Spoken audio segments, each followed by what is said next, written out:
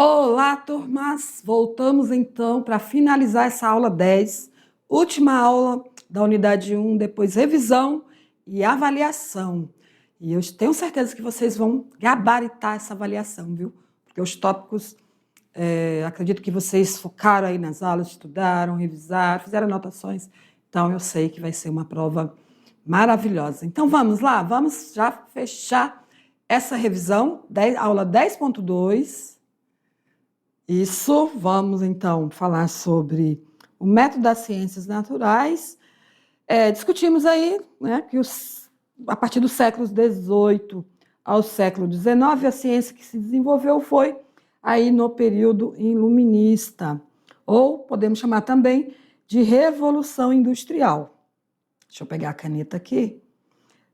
Então, estudantes, houve então os estudos de Darwin, né?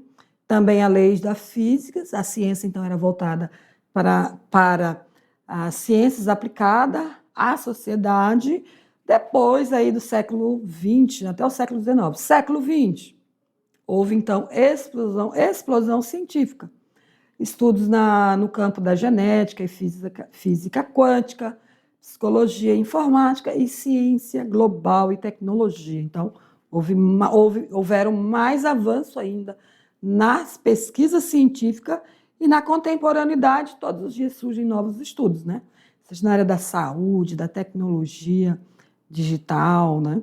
Então, a teoria científica é produto do seu tempo no contexto histórico. Então, desde o período antigo, né, os filósofos, que também eram considerados cientistas, eles observavam a natureza, tanto as questões também humanas, né? Então, era uma ciência com base na filosofia e também no racionalismo, né? Então, ela veio se desenvolvendo sem um método, né? Um método mais básico, e chegamos até um método científico mais sofisticado. Então, nós temos ali uma sequência, né, no método científico, como, por exemplo, os métodos experimental, que é desenvolvido principalmente na ciência da natureza, ou ciências médicas, né, como, por exemplo, observação, utilizam-se instrumentos, né, como aqui, microscópico, né, levanta, né, cria-se hipótese, faz-se experimentos, cria-se uma teoria e depois uma generalização. Nem sempre é essa ordem, né? Vai depender do cientista, da intuição, das experiências desse cientista e dos instrumentos que eles utilizam, né, para fazer ali aquele estudo. Mas é mais ou menos essa ordem. Então, método experimental perpassa a utilização desses instrumentos. Não é só pelo achismo, só pela observação. Tem o quê? Experimentação para alcançar uma generalização. Após, então, o desenvolvimento da ciência da natureza foi após, então, a física e a astronomia, né, que já estabeleceu um método. E depois vieram, então, outras ciências, como a química, a biologia, a medicina. Finalizamos aqui, vamos, então, para a atividade de sala.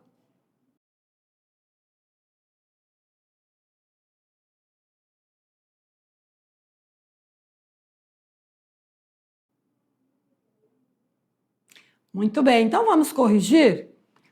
Vamos para a tela, que eu acredito que vai dar continuidade, o fechamento daquela atividade interativa. Vamos lá. Vamos ver. São as mesmas questões, né? Já, como vocês fizeram esse momento interativo e o tempo que eu sei que é curto, né? Eu não sou ingênua, pessoal, de dizer para vocês, desenvolva essa atividade em 15 minutos. Se vocês precisam se reunir, precisam conversar, precisam fazer pesquisa, né? Precisam ir lá, talvez consultar algum site para vocês pensarem sobre isso, conversar. Eu sei que 15 minutos é pouco, foi o que eu deixei na aula, porém, eu trago aqui no momento da correção das atividades, momentos para que vocês possam fazer a interação. E aí eu trago mais ou menos algo que poderia ajudar vocês. Olha, padrão de resposta, mas ele não é somente esse caminho, tá? Vocês podem ter escrito, feito aí suas próprias formas, né, de resolver aquelas situações que eu coloquei. Ou seja, quais os possíveis caminhos de resolução daquelas questões? Né? A primeira pergunta: quais são as principais causas da degradação da Amazônia? Nós sabemos que é a questão, né, das queimadas, da degradação do solo, né, devido a queimadas, devido à produção muita produção de alimentos ou a pecuária, enfim. Mas quais seriam os possíveis caminhos de resolução? Fiscalização ambiental mais rigorosa. O que os governos, pessoas, né, ou empresas podem fazer? Incentivo à economia sustentável. O governo tem feito isso, né? Proteção aos povos indígenas e ribeirinhos, reflorestamento de áreas degradadas, educação ambiental. Tudo isso é possível. Olhem aqui para mim. Professora, será que é esse o caminho mesmo para resolver? Sim, fiscalização ambiental. É necessário para evitar as queimadas de forma ilegal, porque tem a fiscalização, né, no qual é permitido, em que período essas queimadas, o que pode ser, como pode ser feito. Deve ter uma regulação, né, pelos órgãos que fiscalizam. Também incentivar a economia sustentável, né? Retirar da natureza o que ela já tem, em vez de sair aí destruindo, né? O que tem na natureza? Tem castanha, tem o açaí, tem a pesca, né? Tem a pesca, enfim. Não tem muita coisa a mais, porque já está degradado, né? Mas é preciso pensar também nas questões de sustentável, né? As famílias, né, que sobrevivem da plantação, que sobrevivem da natureza, precisa ter conhecimento, auxílio, né, do Estado, do governo, para aprender sobre isso. Voltando, acho que eu trouxe uma outra pergunta, uma outra questão. Vamos direto para a tela. Vamos ver qual foi a outra questão. Então, essa seria, pessoal, as respostas, né, sobre o que fazer, o que o Estado pode fazer, o governo, as pessoas, tá? E espero que vocês tenham trazido aí muito mais ideias melhores, né? Questão 2. Escreva um texto respondendo por que preservar a Amazônia é importante não só para o Brasil, mas para o mundo. É uma pergunta também que está lá no momento interativo. Eu trouxe um texto no qual vocês podem utilizar dele para responder ou manter o que você já utilizou. Então, ó, muitas vezes a ideia de preservar a Amazônia é vista apenas como salvar as árvores e os animais, mas a realidade científica é muito mais profunda que urgente. O impacto da floresta ultrapassa as fronteiras do Brasil e atinge o planeta inteiro. Não é só aqui na floresta amazônica, não é só em Rondônia, é em todo o Brasil, aliás, é no mundo, né? Então, é preciso mais de... eu lembro daquele evento, Rio Mais 20, alguma coisa assim, que foi em 1900, alguma coisa. Tem mais de 25 anos, 30 anos, que se discute sobre as questões do meio ambiente, mas ainda nós estamos só avançando para degradação. Ó. Então, o que o ambiente, né, natural nos ajuda? Regulação do clima global, o ar condicionado da terra, né? As matas verdes fazem isso. Os rios voadores, que é o ciclo das águas. A maior farmácia do planeta é a biodiversidade. De onde ser feitos os remédios, professora? Da biodiversidade, das plantas. O efeito estufa e as correntes oceânicas, barreira contra novas pandemias. Então, a natureza, ó, impede tudo isso. Ó. Preservar a Amazônia, portanto, não é uma questão apenas da soberania nacional. É só para fazer bonito. O Brasil tem que fazer bonito, preservar a Amazônia. Não é por isso. É questão de sobrevivência.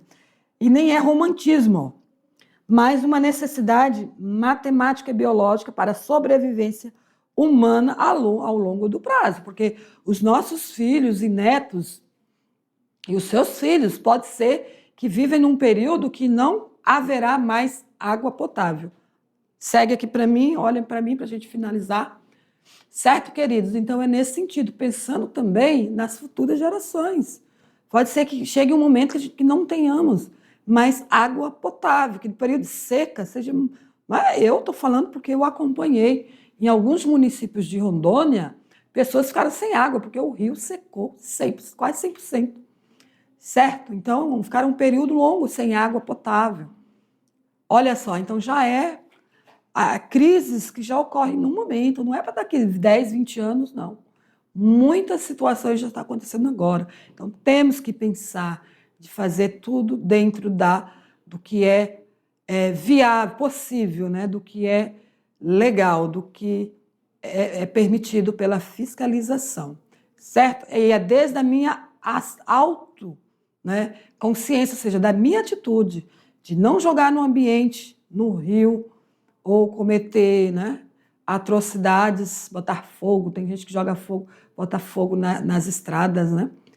Queima lá o pasto e tantas coisas ruins que acontecem com as nossas ações. Um cigarro que joga aí no mato seco, já acontece uma devastação e queima lá centenas de milhares, né? Centenas ou milhares de quilômetros de floresta. Então é isso, querido. Vou deixar um pouquinho do tempo aí para vocês também pensarem, escreverem aí, anotar esse texto para fixar, né, melhor isso, a sua compreensão. Obrigado e até a próxima aula.